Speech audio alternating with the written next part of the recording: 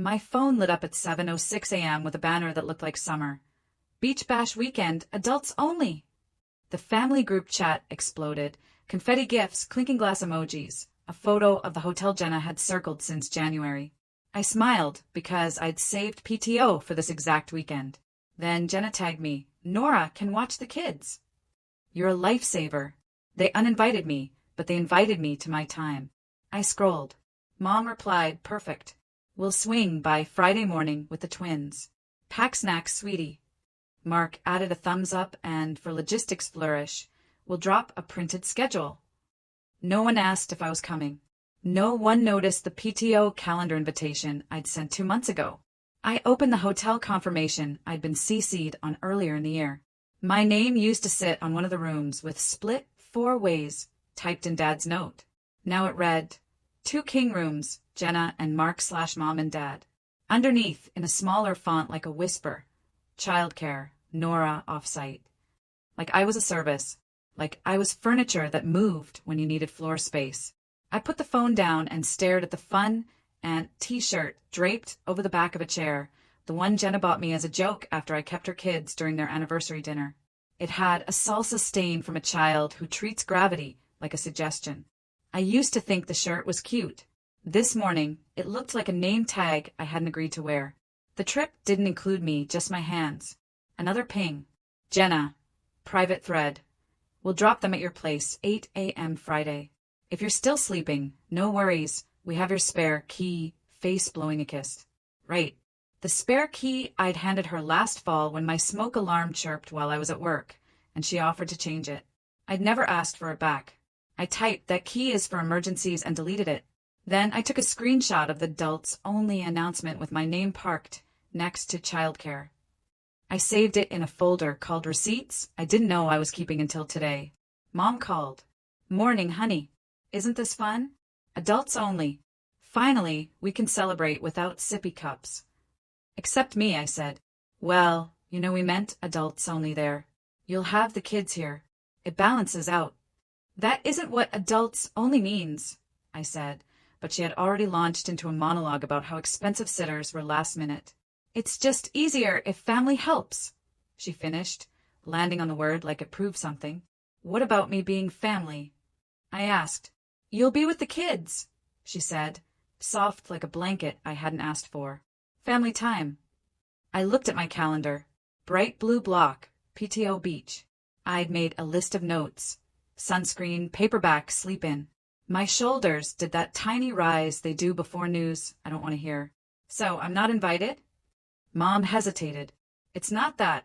It's just the room's only sleep 4, and you know how the twins..." She trailed off into an apology that sounded like coupon. "You'll have a nice, quiet weekend," she chirped. "You love the kids."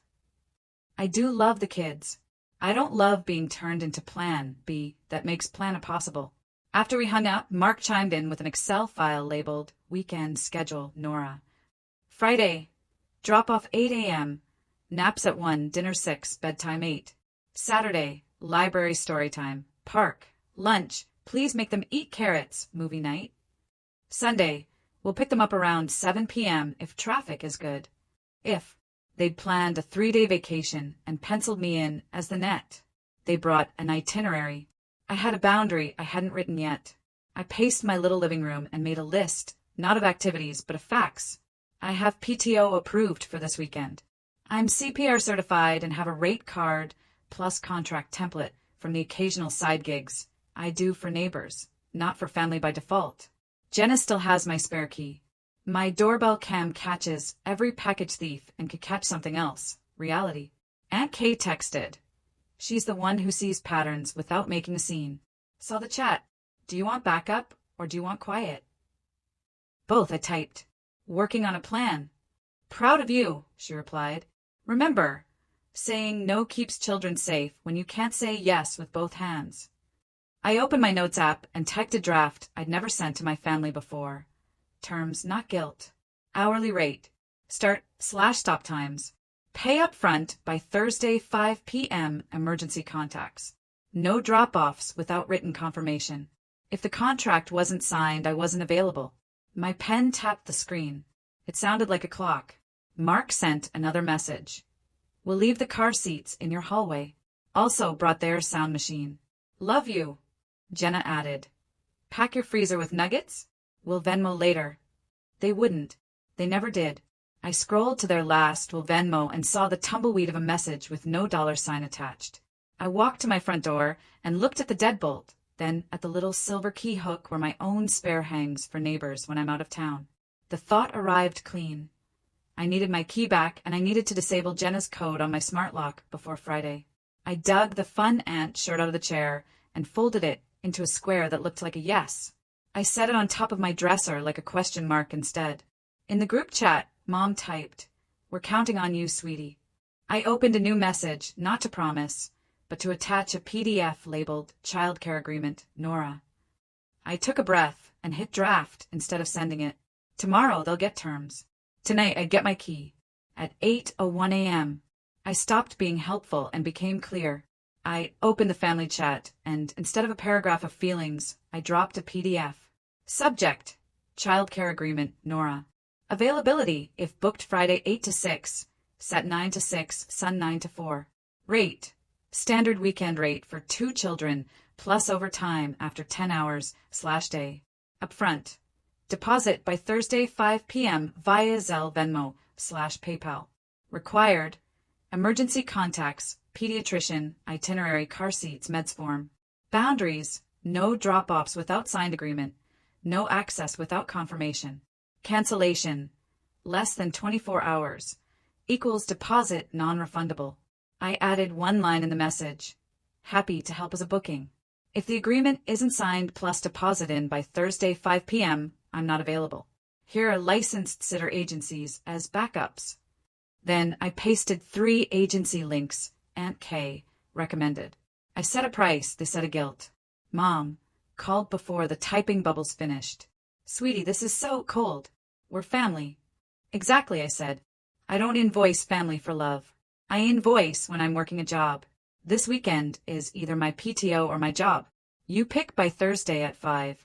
Jenna texted separately. Babe, we can't afford city rates. Does it as our gift? You love the twins. I love them enough not to promise what I can't do for free, I replied. Use the agencies. They're vetted. I also can't host. No signed agreement, no drop-offs. Mark tried logistics. What if we pay you after we get back? I'll Venmo later. I scrolled to the ghost of the last Venmo. Payment up front, I wrote. Same as sitters you don't share DNA with. They wanted family. I offered terms. Those are not opposites. Before anyone could try a last minute, we're outside stunt, I handled access. I opened my smart lock app and disabled Jenna's code. Then I texted her. FYI, your door code is turned off. I'll swing by at 6 to pick up my spare key. She sent a laughing emoji. Dramatic. Responsible, I wrote. I printed the agreement and set it next to the fun ant shirt like 2 choices on a table. The shirt looked tired. The contract looked awake. Aunt Kay popped in with perfect timing. Want me there at 6 for the key? Neutral witness. Please, I typed. Sidewalk pickup. I spent lunch editing my OOO message to schedule for Friday morning. I'm off the clock this weekend. If you're contacting me about childcare, please see my booking terms attached. If we haven't confirmed in writing, I'm unavailable. For referrals, see the agency list. Mr. Ellis from next door caught me by the mailbox. I can pop over if you get stuck with the little ones, he offered kindly. Thank you, I said, but I'm not stuck. I'm not booked. I realized I meant it. At 2:17 p.m., the chat dinged with a new attachment from Mark. Updated weekend schedule, Nora. He'd added, thank you, to the header like that converted fantasy into consent. I replied under it, so nobody could miss it. Not confirmed. Please don't drop the kids at my home. See agreement for terms, or use the agencies I sent. I pinned the message. If I was confirmed, why did my door say no? 5 o'clock approached like a test I'd already passed. 4:52, Mom. We'll figure payment later. Just say you'll do it. 4:57, Jenna. We'll bring snacks. That's like money, face with tears of joy. 4:59, Mark. Traffic is crazy. We might do drop-off at 7 a.m. instead of 8. 5 o'clock. Deposit not received. Agreement not signed. I sent one final message. Deadline passed.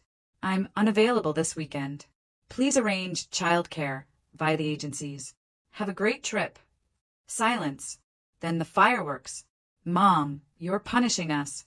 Me, I'm protecting my PTO. Jenna, we told the kids they'd be with Auntie. Don't do this to them. Me, telling kids something I didn't agree to is on the adults. I put my phone down and grabbed my keys for the spare key pickup. Aunt Kay was already parked when I arrived at Jenna's. We kept it boring on purpose. Key, I said. Jenna huffed, disappeared. Came back with the little brass trader.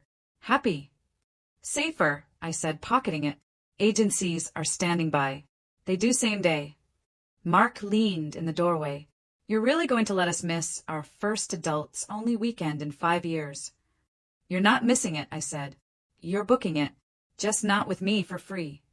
Kay squeezed my elbow in that gentle way that means keep walking. We left. They thought access was forever.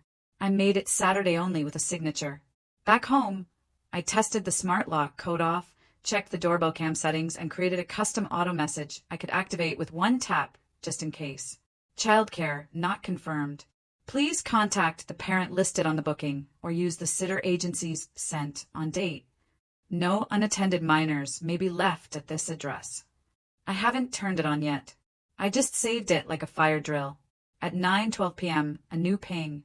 Jenna added me to an image. Beach weekend, itinerary final. My name sat on the bottom of the page under support, like a footnote. Under it, Friday through Sunday, Nora babysits. I replied with the same sentence I'd used all day, copied, pasted, unemotional. Not confirmed. Unavailable this weekend. See agency list. She reacted with a thumb down. Mark dropped, will remember this. Mom sent a paragraph about family and sacrifice that used the word we meant to me. I scheduled my OOO to flip on at 7:30 a.m. and opened a new browser tab. A tiny A-frame cabin 2 hours away winked from a last-minute deals page. 2 nights refundable. The photos looked quiet. A porch, a kettle, a bed that wasn't a couch with crayons on it. I hovered over book and didn't click yet. I'd promised myself the cabin when I kept the boundary through Thursday. I kept it. At 10:41 p.m., Jenna texted, "Cool. See you at 8 anyway. We'll be quick." I tapped my saved doorbell message and stared at the toggle. Tomorrow, the boundary will have a voice of its own. At 6:59 a.m., my OOO blinked on like a gate. I'm off the clock this weekend.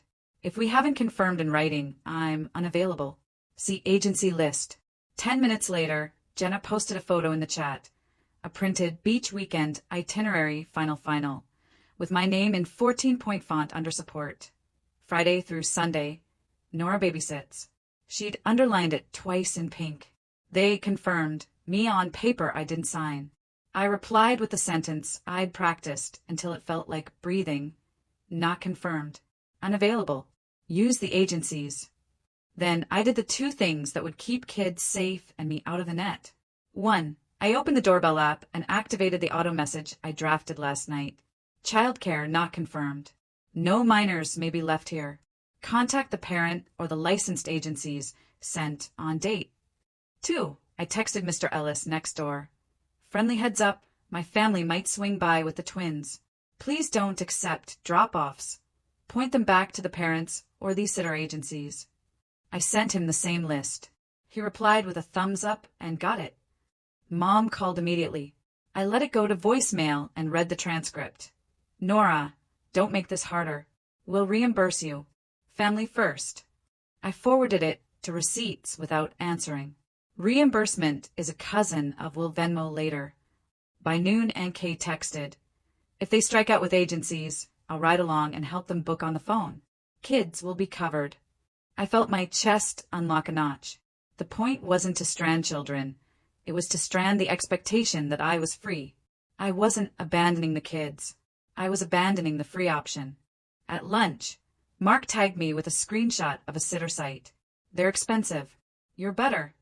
I copied my rate back to him with the Thursday 5 p.m. deadline highlighted and then the timestamp from last night when it passed. Unavailable, I repeated. He reacted with face with rolling eyes. Then Jenna sent a new private message. We told the twins, any weekend. Don't break their hearts. I typed. Adults told them a plan that wasn't confirmed. Fix it with an adult plan, that is. I pasted the agency links again and added a note. Same-day coverage, call, don't click. I went practically. I pulled my tote, added a paperback and the fun aunt t-shirt not to wear, but to remind myself I wasn't. I opened the last-minute deals page again. The A-frame cabin still waited. Price down $50, like the universe was matching stubbornness. I hovered, then booked it. Refundable until 10 a.m. tomorrow. A small, private promise. Hold the boundary, earn the porch. If they brought a suitcase to my doorstep, the only thing waiting would be a sentence and a camera. At 4:05 p.m., Mom group texted. We'll swing by 7:30 to beat traffic. You can nap when they nap. Be a team player. I replied in the thread for visibility. Do not come to my home. I'm unavailable. Agencies are ready. If you arrive, the doorbell will instruct you to contact a parent or an agency. No minors may be left here. I pinned it. Then I pre-armed the apartment against accidental butts. Smart lock. Jenna's code already disabled. Doorbell. Auto message on. Recording active. Notifications to my watch. Neighbor briefed. Phone. Focus mode on. Allowed through. Aunt K and agency numbers. Not allowed through guilt. Aunt K called as she fueled up. If they try the doorstep, I'll be behind them with the sitter line on speaker, she said. Worst case. I take the kids to the agency office while they finish booking. You go where you were headed. Cabin, I admitted. Good, she said. You'll remember the couch you didn't sleep on. At 6:42 p.m., Mark texted a photo of 2 pajama-stuffed duffels and 2 car seats. Caption, all set for aunties. I answered with 4 words I wanted stamped on my life. Not booked. Not available. Then, because clarity beats clever, I added, if a child is left at my door, I will call the parent immediately to pick them up. The doorbell will log the attempt. Boundaries aren't threats.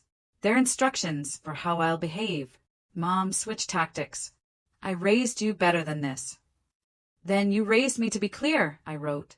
Hire care or take them along. I'm not the net. A minute later, my doorbell app pinged.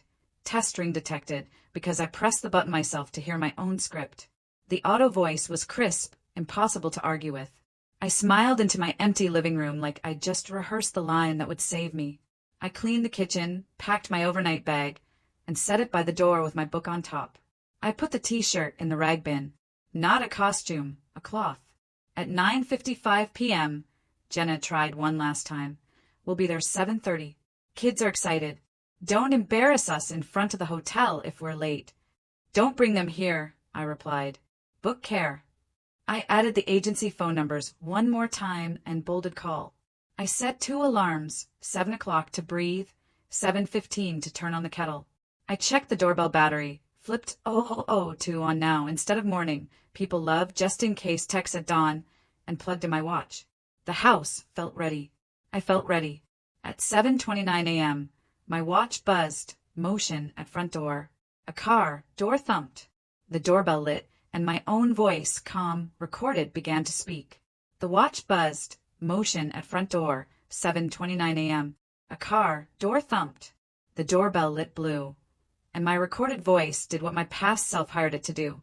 Childcare not confirmed. No minors may be left here. Please contact the parent or the licensed sitter agencies, sent on Thursday's date. They brought a suitcase and found a boundary. Jenna's text hit a second later. Open up. We're here. I replied in the family thread for the record. Unavailable. Do not leave the kids. Use the agencies. I pinned it again. Mark rang the bell twice more. The auto message repeated, calm as a contract. Through the peephole, I saw 2 duffels, 2 car seats, and 2 little faces I love. Behind them, my mother, already assembling her disappointment. I didn't open the door. I opened my messages to Jenna and Mark. If you leave the twins here, I will immediately call you to pick them up. I am not taking custody. Agencies are ready. Mr. Ellis chose that minute to water his front garden. He lifted a hand. Morning, he called to them, friendly as a witness. Mom called. I answered this time so the kids would hear my voice. Hey, sunshine, I said, bright on purpose. Auntie can't host today. Your mom and dad are going to book a helper so you can have a fun weekend. Jenna hissed into the phone. You're really doing this? I'm really honoring what I said all week, I replied. Kids can't be left here. Agencies are on call. Boundaries aren't punishments. They're instructions I follow. Aunt Kay's sedan pulled in, smooth like she'd practiced. She got out with her phone, already dialing. Hi, this is Kay Adams calling from the referral list. Yes, 2 children. Today, 8:30 check-in? Great. She turned to Jenna. Facility needs your authorization and the pediatrician's number. Mark resisted principle. This is ridiculous. He still handed over his credit card when the agency rep asked. Aunt Kay put her call on speaker, so everyone could hear terms instead of emotions. The doorbell chimed again, automatic message, same words, same tone. Mom stared at it like it had personally betrayed her. We'll be late to the hotel, she said to the air. Then you'll be late together, Kay said. Kids first. I texted the agency's address to Jenna directly. GPS says 18 minutes. Miss Rivera is the lead, background checked, CPR certified.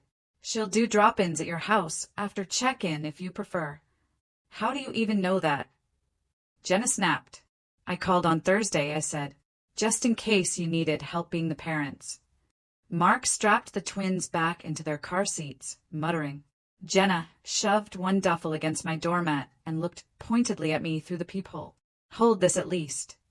I shook my head and pointed to the doorbell camera, then to my phone. Text, no unattended items. Take it with you. She yanked the bag up and stalked to the car. If I was confirmed, why did my door say no and my neighbor say hello? They drove off with Aunt Kay following. My watch vibrated again a few minutes later. Doorbell. Person left, but this time it was Mr. Ellis shuffling back inside. My house was quiet, the kind that doesn't pretend to be peaceful. It just is. I boiled water for tea and set my overnight bag by the door. The fun aunt shirt, now in the rag bin, sat next to the cleaning spray like a retired costume. At 8:41 a.m., a photo arrived from Kay, the twins coloring at a small table under a bulletin board that said, Welcome, friends. Caption, checked in. Miss Rivera is kind. Behind the kids, Jenna signing forms, Mark swiping his card, Mom on a chair texting a paragraph I didn't have to read. 2 messages followed from the agency. Authorized guardian, Jenna Parker. Booking, SAT/Sun coverage confirmed. Emergency contact on file, Mark Parker and Linda Carter. I exhaled completely for the first time in 2 days. Safe, covered. Not me. Mom called again. I let it go to voicemail and read the transcript. You embarrassed us. We'll talk when you're done being dramatic. I forwarded it to receipts and replied with one line. Glad the twins are covered. Have a good trip. They wanted me to be the net. I chose to be the fence. Mark tried a last jab. We'll remember this when you need something. I answered with a screenshot of my Thursday message, deadline passed. I'm unavailable. And the agency confirmation timestamp. No adjectives. Just time. Kay texted privately. They're on the road. Miss Rivera will take them back to the house at noon, so the kids nap in their own beds. You okay? Better than okay, I wrote. I kept a promise to myself. I opened my booking email and tapped check-in online for the A-frame cabin. The confirmation came back with a little yellow star. See you by 3 p.m. I tossed my tea bag, locked the door, code, fresh, slid on my sandals, and shouldered my bag. As I reached for the lights, the doorbell pinged one last time. Package delivered. A bubble mailer sat on the mat. A silly tumbler I'd ordered days ago, without thinking about the joke. The print read, OFF the clock. I snapped a photo of the tumbler on my counter beside the cabin confirmation. Then I put my phone on Do Not Disturb, turned the deadbolt, and walked toward a weekend I didn't have to recover from. The highway unspooled like a long exhale. By 11:58 a.m. the A-frame cabin was real. Porch, kettle, a square of shade that looked like permission. I set my OFF the clock tumbler on the rail and turned my phone to Do Not Disturb. Exceptions. Aunt Kay and the sitter agency, nobody else. Micro hook. I didn't disappear. I just stopped being available for free. I posted one photo to close the loop. Mug, pine trees, my knees in sweatpants. Caption, PTO on purpose. Childcare inquiries, booking link only. Comments off. Then I slid the phone under a paperback, like a rock on a note that didn't need wind. Kay's text came through anyway, on the white list. Kids 8 down for nap at home. Evening slot book 2. Thank you, I wrote, for being the grown-up in a grown UPS-only weekend. You did that, she sent back. I just held the door. I boiled water, wiped condensation off the cooler with a fun ant t-shirt from the rag bin, and laughed at the demotion, from costume to cloth. It fit better. By mid-afternoon, signal flickered, and one loud thing pushed through. Jenna's story, a boomerang of champagne at the hotel with text. Some people don't know how to be family woman, shrugging. We almost missed this. I didn't reply. I didn't even watch it twice. 10 minutes later, a mutual friend DM'd a screenshot of my pinned message and Thursday's deadline. She sent terms plus sitter links days ago, and I learned you don't have to defend yourself when your receipts are boring and clear. The loudest thing in the room wasn't my boundary. It was their echo hitting it. Mom managed a text that evening. We got sitters. Next time just say no nicely. I typed exactly what I'd been saying all week and would say again. I did, in writing. My standing policy is contract plus deposit or I'm unavailable.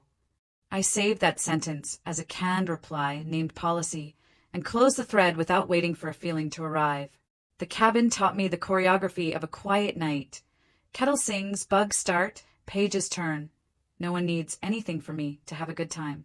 I slept because there wasn't a couch with crayon crumbs or midnight drop-off at my door. Morning brought sunlight on pine and a voicemail transcription from Mark. We'll remember this when you need something. I forwarded it to receipts with a label, threat mild, and didn't answer. My needs wouldn't go through people who invoice me in guilt. Kay's last check-in pinged before noon. Kids at the aquarium with Miss Rivera. Text me if you want a photo. I don't need proof, I wrote. I needed a weekend. Got it. I used to think family first meant me last. Turns out it means me, too. On my drive home Sunday, I stopped at a hardware store and made 2 small purchases that felt like a map. A fresh smart lock code card and a door hanger that reads, "Please do not leave packages or people." I hung it for me, not them. Back at my place, I wrote the standing policy on one page and taped it inside a cabinet near the router. So I'll see it before I make any "it's fine, just this once" exceptions. Childcare equals job. Contract plus deposit by deadline or I'm unavailable. No drop-offs without written confirmation. Access is temporary and revocable. Use agencies when I say no. PTO is a boundary, not a suggestion. I took one last look at the group chat I'd muted all weekend. A cousin had replied under Jenna's hotel boomerang. Nora sent rates and vetted sitters. We all saw it. Mom had posted a sunset. Under it, no captions demanding my labor disguised as love. I set the fun ant shirt on the floor, put a weight on it, and did 10 slow push-ups. It supported me perfectly as a gym rag. That felt right. Before bed, I drafted a small message to the whole family, not in the group thread, but as an email with a subject that can be searched later. Subject: Childcare and access, my policy. Hi all, to avoid future confusion. I'm happy to babysit when booked, attached terms. Otherwise, I'm unavailable. Please don't bring the kids to my home without confirmation. The doorbell will direct you to contact the parents or a licensed agency. Love you. See you at birthdays as a guest. Nora.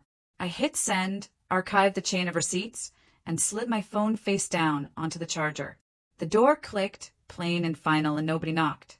The boundary didn't end the weekend. It made sure I got one.